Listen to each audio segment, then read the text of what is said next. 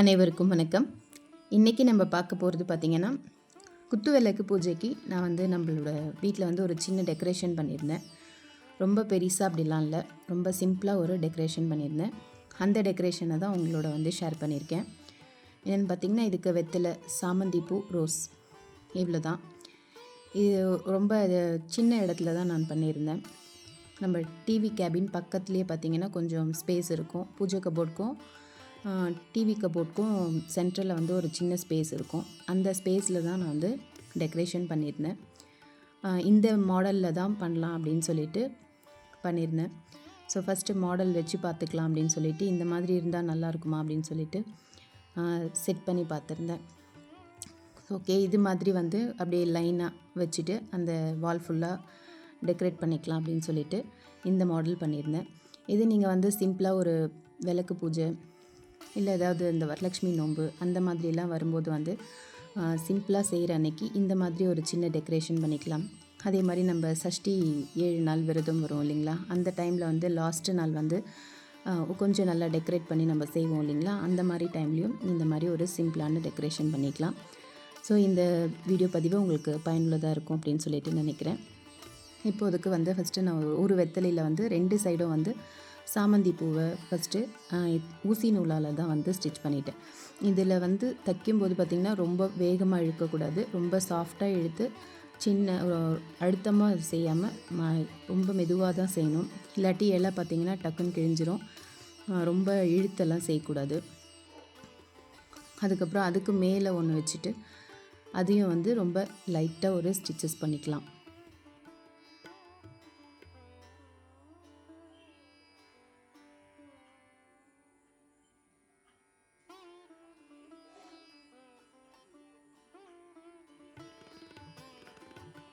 இதுக்கு நடுவில் சென்டராக பார்த்திங்கன்னா நல்ல ஒரு டார்க் ரெட் ரோஸ் வச்சுட்டேன்.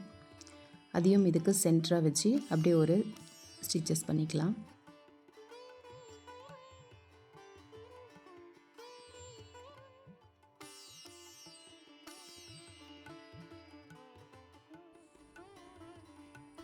இதுக்கு கீழே அப்படியே வந்து அந்த 2 வெத்தலையும் வச்சும் ஜாயின் பண்ணிக்கலாம். ஆனால் வந்து நம்ம அதை தனித்தனியாக ஜாயின் பண்ணும்போது தான் பார்த்திங்கன்னா நல்லா ஸ்டிஃபாக நின்றுச்சு. அதனால் ஃபஸ்ட்டு இது மாதிரி ரெடி பண்ணி எடுத்துட்டு அதுக்கப்புறமா வந்து அந்த 2 வெத்தலையை வந்து கீழே ஜாயின் பண்ணிக்கிட்டேன்.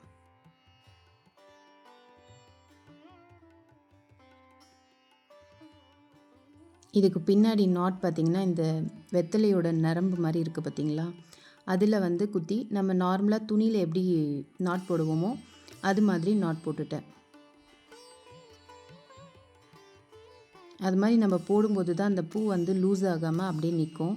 அந்த நாட்டுமே பார்த்திங்கன்னா ரொம்ப சாஃப்டாக தான் போடணும். ரொம்ப ஹார்டாக போட்டிங்கன்னா இழுத்திங்கனாலாம் கட் ஆகிடும். அதனால் வந்து ரொம்ப மெதுவாகவே அந்த இடத்துலையும் நாட் ஒன்று போட்டுக்கலாம். இப்போது இந்த மாதிரி ரெடி பண்ணியாச்சு. இதில் வந்து கீழே வந்து 2 பக்கமும் 2 வெத்தலையை வந்து நான் ஜாயின் பண்ணிட்டேன்.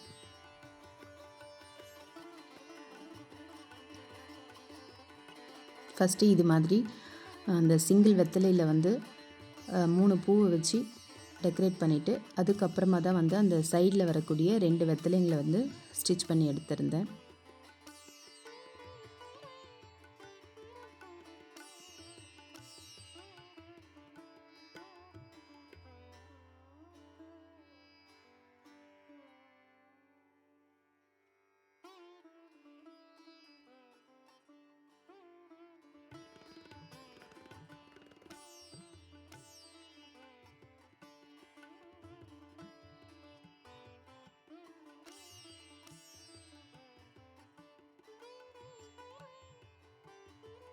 இந்த மாதிரி நம்ம ஊசி நூலில் தைக்கும்போது பார்த்திங்கன்னா அந்த நூல் இருக்கிறதே நமக்கு தெரியாது. நம்ம அந்த இலையை வந்து பூவை வந்து இலையோடு ஜாயின் பண்ணியிருக்கிறதே நமக்கு தெரியாது.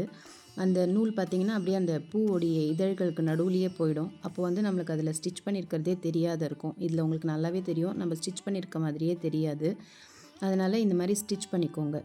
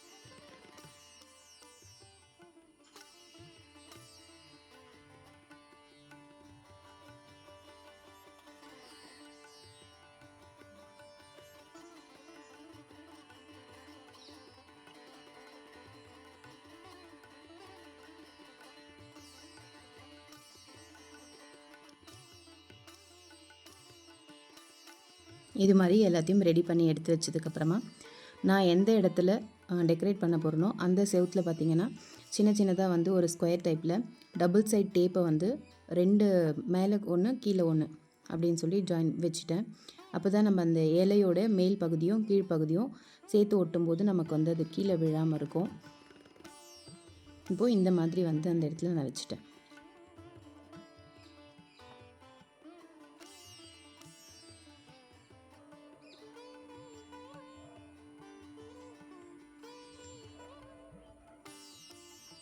இதுலேயே உங்களுக்கு தோன்ற மாதிரி டிசைனில் கூட நீங்கள் இதை வந்து டெக்கரேட் பண்ணிக்கலாம்.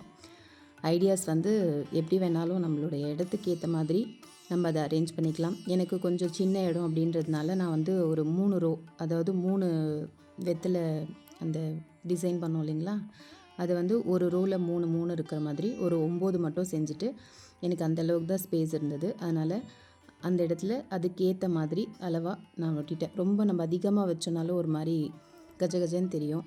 அதனால் நான் கொஞ்சம் சிம்பிளாக இருக்கிற மாதிரி தான் பண்ணியிருந்தேன்.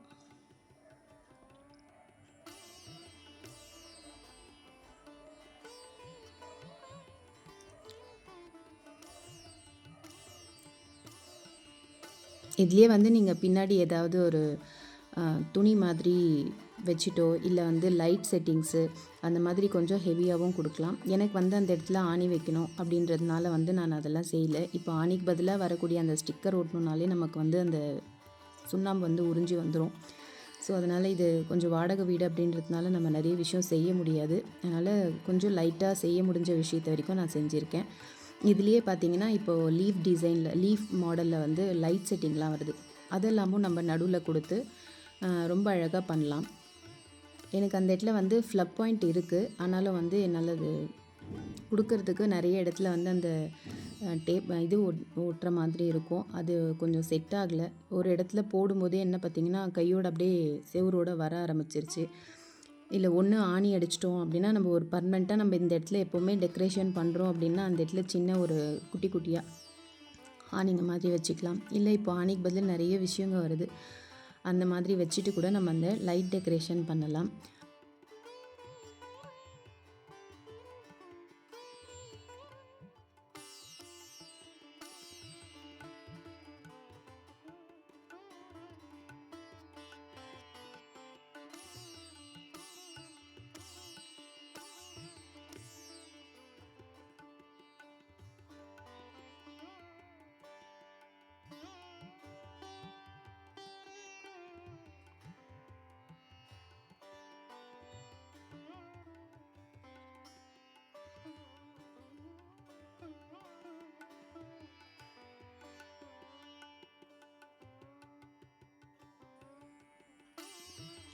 இப்போது இந்த மாதிரி தான் ஒரு சைடு 3 3 அப்படியே வந்து ஒட்டி விட்டுட்டேன்.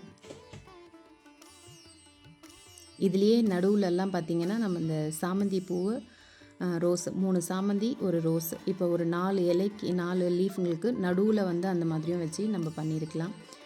ஆனால் வந்து எனக்கு அந்த டபுள் சைட் டேப் இருக்குது பார்த்திங்களா, அது ஒட்டி நான் எடுக்கும்போதே பார்த்திங்கன்னா சுண்ணாம்பு உரிய ஆரம்பிச்சிருச்சு. சரி ரொம்ப அதிகமாக நம்ம அந்தந்த இடத்துல அப்படியே பண்ணோன்னா அந்த இடத்துலலாம் சுண்ணாம்பு உறிஞ்சி வந்துடும். அதுக்கப்புறம் அது நல்லா இருக்காது அப்படின்னு சொல்லிட்டு என்ன பண்ணேன்னா நான் இதோடவே விட்டுட்டேன். இல்லைக்கட்டி இந்த 4 லீஃபுங்களுக்கெல்லாம் நடுவில் வந்து வெறும் 3 சாமந்தி, ஒரு ரோஸ் வச்சு நம்ம ஒட்டணும் அப்படின்ட்டு யோசித்தேன்.